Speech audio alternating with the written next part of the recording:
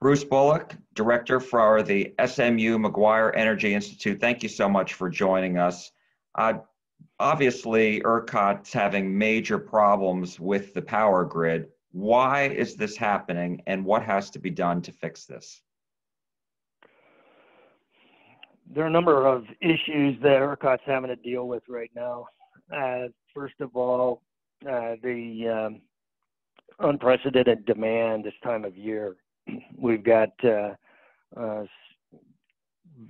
extremely cold temperatures for multiple days in a row, which is causing really unprecedented power demand and natural gas demand, which is the primary fuel for power and heat in the state.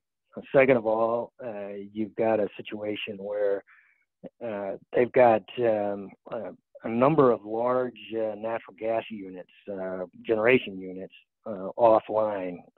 They apparently are either having mechanical problems or they're having trouble sourcing some natural gas because natural gas is being diverted to other uses, i.e. heating and things of that nature. That's about 29,000 megawatts of generation capacity, which is a huge, huge chunk of the state's generation capacity. And then the third issue is wind power, but this is a little more of a minor issue this time of year. The wind power and the wind generators in West Texas especially, a lot of those blades, roughly half of them are iced up and can't generate power. We don't plan on a lot of wind power in the winter, so that's not as big of an issue. But those natural gas plants, that's a huge issue. And as a result of that, to keep the grid from being further damaged, they're having to rotate these blackouts in a very controlled manner to keep it from being damaged further. And is that helping? I mean, the fact that some people have been without power for 2 days already. Others have these rolling blackouts. Others haven't lost their power at all. Are these controlling blackouts working? And what will that do? Well, these controlled blackouts, they don't have a whole lot of choice at this point. It's a bit of a Hobson's choice for them. But I myself have had, I think, 2 hours of power in the last 30. So I'm as frustrated as anybody.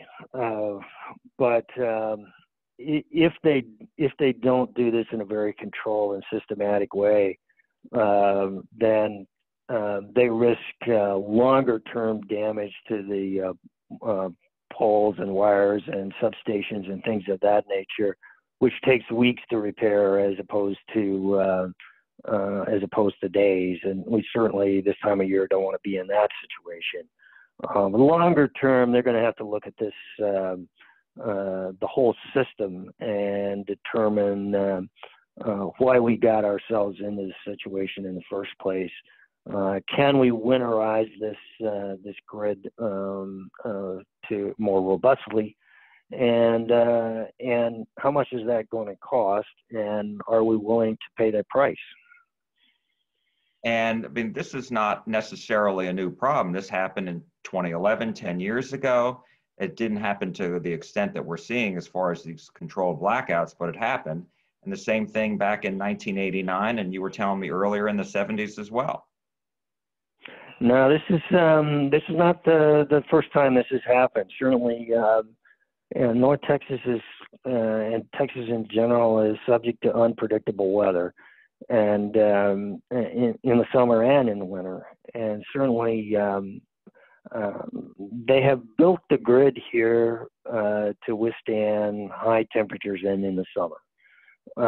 So it's certainly not configured for this kind of weather on a regular basis, and that's going to have to be looked at.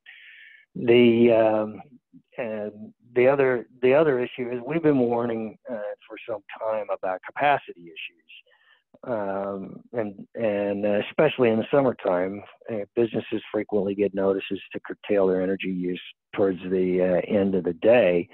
And with the growth in the state that's been coming and so forth, we've been advocating a look at the system to encourage more development of generation resources. It's unclear whether that would help here, but it probably wouldn't hurt, especially if the problem with those plants is mechanical. Certainly, if the problem is that they can't source the natural gas they need, then that's another issue. But additional backup power that's prepared for winter would certainly be an advantage in this situation. So does this mean that they haven't adequately winterized the system? Certainly they haven't adequately winterized it for this type of winter event. For the average winter event in Texas, which is, maybe an occasional freeze and a light dusting of snow, then on average, that doesn't cause the power grid a great deal of problems. But for prolonged ice and snow and sub-freezing weather, we've seen this several times now, and it certainly needs to be examined and addressed. And what about, we talked a little bit about wind, we talked about natural gas, there's coal, there's also solar, and nuclear. What are the most reliable, and should Texas, adjust accordingly? Well, certainly nuclear power is the most reliable. It's also the most clean. However, it's the most expensive as well. But nuclear power, it runs all the time, very, very reliable, and one installation generates a lot of power. If the state right now did not have Comanche Peak and the South Texas nuclear project, we'd be in a lot worse situation than we are.